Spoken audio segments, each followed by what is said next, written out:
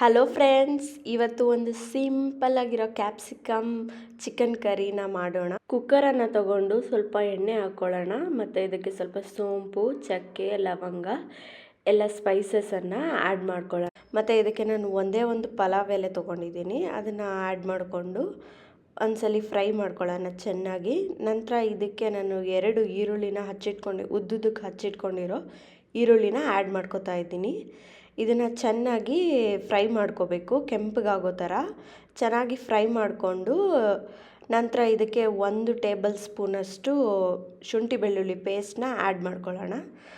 ನಂತರ ಎಲ್ಲನೂ ಶುಂಠಿ ಬೆಳ್ಳುಳ್ಳಿ ಪೇಸ್ಟು, ಈರುಳ್ಳಿ ಚೆನ್ನಾಗಿ ಮಿಕ್ಸ್ ಆಗೋ ಥರ ಎಲ್ಲ ಚೆನ್ನಾಗಿ ಮಿಕ್ಸ್ ಮಾಡ್ಕೊಳ್ಳೋಣ.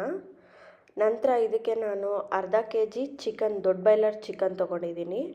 ಅದಕ್ಕೆ ನಾನು ಮೊದಲು ಕುಕ್ಕರಲ್ಲಿ ಬೇಯಿಸ್ಕೊತಾ ಇದ್ದೀನಿ ಇದನ್ನು. ಸೊ ಚೆನ್ನಾಗಿ ಈಗ ಚಿಕನನ್ನು ಹಾಕಿ ಮಿಕ್ಸ್ ಮಾಡ್ಕೊಂಡು ಒಂದ್ಸಲಿ ಇದಕ್ಕೆ ಒಂದು ರುಚಿಗೆ ತಕ್ಕಷ್ಟು ಉಪ್ಪನ್ನ ಆ್ಯಡ್ ಮಾಡ್ಕೋಬೇಕು. ನಂತರ ಸ್ವಲ್ಪ ಅರಿಶಿಣನ ಆ್ಯಡ್ ಮಾಡ್ಕೋಬೇಕು ಇದಕ್ಕೆ. ಸೊ ಅರಿಶಿಣ ಎಲ್ಲ ಹಾಕಿ ಚೆನ್ನಾಗಿ ಇದನ್ನು ಅರಿಶಿಣ ಎಲ್ಲ ಚಿಕನ್ಗೆಲ್ಲ ಹಿಡಿಯೋ ಥರ ಚೆನ್ನಾಗಿ ಮಿಕ್ಸ್ ಮಾಡ್ಕೋಬೇಕು. ಸೊ ಇದನ್ನು ನಮ್ಮ ಕಡೆ ಉಪ್ಪು ಮಟನ್ನು, ಉಪ್ಪು ಚಿಕನ್ನು ಅಂತೀವಿ ನಾವು. ಆ್ಯಕ್ಚುಲಿ ಮಟನ್ ಆದರೆ ಉಪ್ಪು ಮಟನ್ ಅಂತೀವಿ, ಚಿಕನ್ ಆಗಿರೋದಕ್ಕೆ ಉಪ್ಪು ಚಿಕನ್ ಅಂತೀವಿ. ಇದಕ್ಕೆ ಈಗ ನಾನು ಪುದೀನನ ಆ್ಯಡ್ ಮಾಡಿಕೊಂಡು ಚೆನ್ನಾಗಿ ಮಿಕ್ಸ್ ಮಾಡ್ಕೊಳ್ಳೋಣ. ಚೆನ್ನಾಗಿ ಮಿಕ್ಸ್ ಮಾಡಿಕೊಂಡು ಕುಕ್ಕರ್ನ ಮುಚ್ಚಿ 2 ವಿಜಿಲ್ ತೊಗೊಂಡ್ರೆ ಸಾಕು. 2 ವಿಜಿಲ್ಗೆ ದೊಡ್ಡ ಬಾಯ್ಲರ್ ಚಿಕನ್ ಬೆಂದಿರುತ್ತೆ. ಮತ್ತು ಇದನ್ನು ಕರಿ ಮಾಡ್ಕೊಳ್ಳೋಕ್ಕೆ ಒಂದು ಬಾಣಲಿ ತೊಗೊಂಡು ಸ್ವಲ್ಪ ಎಣ್ಣೆ ಹಾಕ್ಕೊಳ್ಳೋಣ. ಮತ್ತು ಇದು 2 ಈರುಳ್ಳಿ ತೊಗೊಂಡಿದ್ದೀನಿ ಇಲ್ಲಿ ನಾನು. 2 ಈರುಳ್ಳಿನ ಉದ್ದುದಕ್ಕೆ ಹಚ್ಕೊಂಡು ಚೆನ್ನಾಗಿ ಫ್ರೈ ಮಾಡ್ಕೊಳ್ಳೋಣ. ಚೆನ್ನಾಗಿ ಫ್ರೈ ಮಾಡಿಕೊಂಡು ಕೆಂಪಗಾಗೋ ಥರ ಫ್ರೈ ಮಾಡ್ಕೊಳ್ಳೋಣ.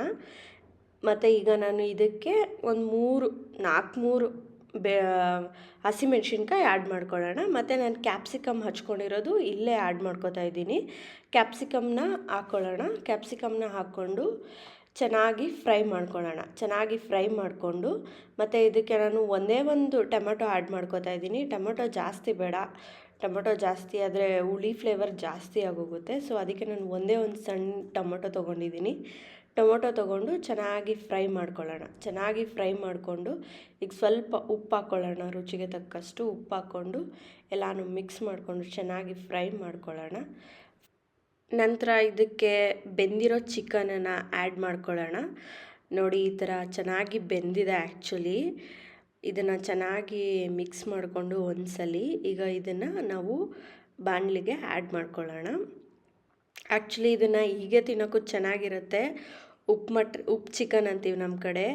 ಸೊ ಇದೇ ಥರ ತಿನ್ನೋಕ್ಕೂ ಚೆನ್ನಾಗಿರುತ್ತೆ.